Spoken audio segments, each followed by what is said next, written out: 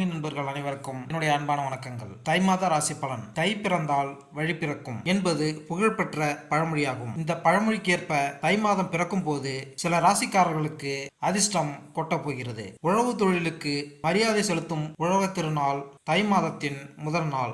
அமாவாசை நாட்களில் பித்ருக்கள் பூஜையை முறையாக செய்து குடும்பத்தில் குழப்பம், சண்டை, வியாதி, வம்ச விருத்தியின்மை போன்றவை ஏற்படும். உலகில் உயிர்கள் பிறக்க காரணமாக இருப்பது சூரிய ஒளி என்பதால் இந்தியாவில் பெரும்பாலான விரதங்கள், பண்டிகைகள், விசேஷங்கள் சூரியனின் மையமாக வைத்து கொண்டாடப்படுகிறது. அதாவது சூரிய பகவான் தனுசு ராசியிலிருந்து மகர ராசிக்கு பயிற்சியாகக்கூடிய மகர சங்கராந்தி ஜனவரி 15ஆம் தேதி, அதாவது தை மாதம் தொடங்க உள்ளது. சூரியனின் ராசி மாற்றத்தால் சிறப்பான பலன்களை பெறக்கூடிய ராசிகள் அல்லது ராசிக்காரர்கள் யார் என்பதை இங்கு பார்ப்போம். சூரிய பகவான் தன்னுடைய மகனான சனி பகவானின் வீடான மகர ராசியில் சஞ்சாரம் செய்ய உள்ளார். மகர சங்கராந்தியான தை மாதத்தின் 12 ராசிகளின் வாழ்க்கையிலும் சாதகமான தாக்கத்தினை ஏற்படுத்தும். கிரகங்களின் ராஜாவாகவும் ஆத்மகாரனான சூரிய பகவான் ஜனவரி 15ஆம் தேதி மதியம் 2:32 மணியளவில் மகரத்தில்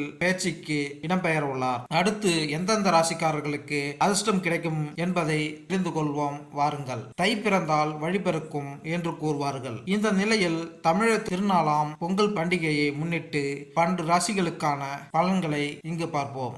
கடகராசி. எனது அன்பார்ந்த கடகராசி அன்பர்களே, உங்களுடைய ராசிக்கு 3ஆம் பாவத்தில் கேது பகவான், 9ஆம் பாவத்தில் ராகு பகவான், 10ஆம் பாவத்தில் குரு பகவான் என்று மிகப்பெரிய ராஜ கிரகங்கள் நல்ல இடங்களை ஆக்கிரமித்துள்ளன. வாய்ப்புகள் தேடி வருவதற்கான மாதமாக இந்த தை மாதம் உங்களுக்கு அமைய போகிறது. உங்களுடைய 2ஆம் அதிபதியான சூரிய பகவான் 7ஆம் வீட்டில் அமர்ந்து உங்களுடைய ராசிக்கு ஒளியை கொண்டு வரப்போகிறது. அதாவது உங்களுக்கு ஒளியை கொண்டு வரப்போகிறார். அரசு சார்ந்த எந்த ஒரு வேலையும் சுலபமாக முடியும். உயர் அதிகாரிகளின் ஆதரவு கிடைக்கும். நீண்ட நாட்களாக தள்ளி போன காரியம் கைக்கு வந்து சேரும். இந்த மாதத்தில் உங்களுக்கு நடக்க வேண்டிய அனைத்து சுப காரியங்களும் நடைபெற போகிறது. மேலும் இந்த வீடியோ உங்களுக்கு பிடித்திருந்தால் லைக் பண்ணுங்க, கமெண்ட் பண்ணுங்க, மறக்காம சப்ஸ்கிரைப் பண்ணுங்க. நன்றி, வணக்கம்.